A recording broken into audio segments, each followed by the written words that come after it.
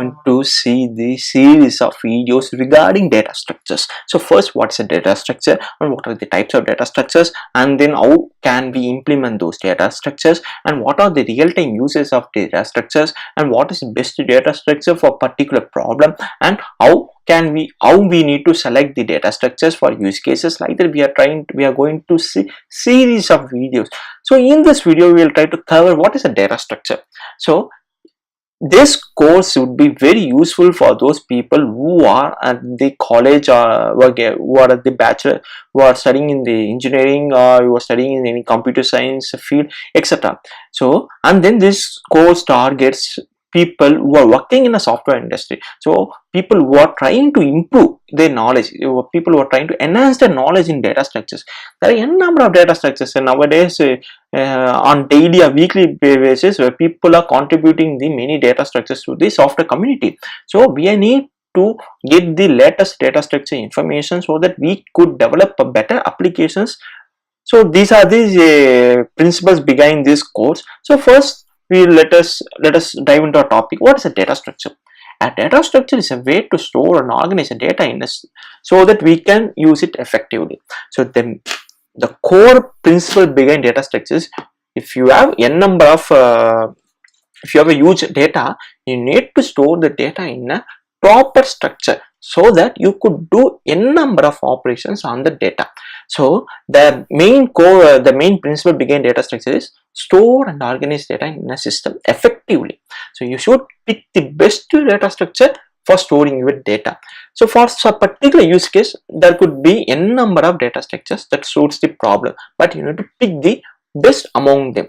Similarly, that best solution may not be fit for another use case. So you need to first analyze your use case, and then you need to pick the best data structure from the whitelisted data structures. So let us consider an example where this data structure is playing a major role. We would have used Google Maps.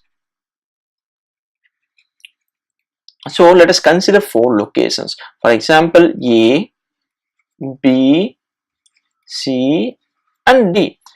If you want to move from location A to location B, then you could import that information in Google Maps.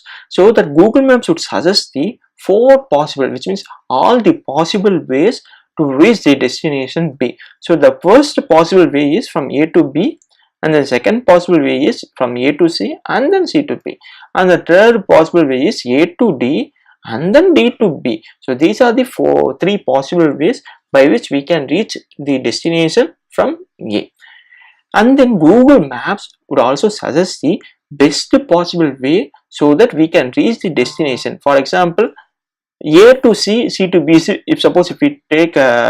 If we consider the distance between A to B is 50 km by taking this path. A to C is 10 and C to B is 35, and then A to D is 25, D to B is 35. Here the best path would be A to B via C. So Google Maps suggests that 3 possible ways, but the best possible way would be A to C and then C to B, so that you could reach the destination by 45 km itself. So here Google Maps are using the best data structures for this suggestion. So similarly, there are n number of data structures that are used by Google for various applications. So we will try to cover most of those data structures in a detailed manner, using real-time examples, using implementation, and then using some use cases. So please stay tuned to this course.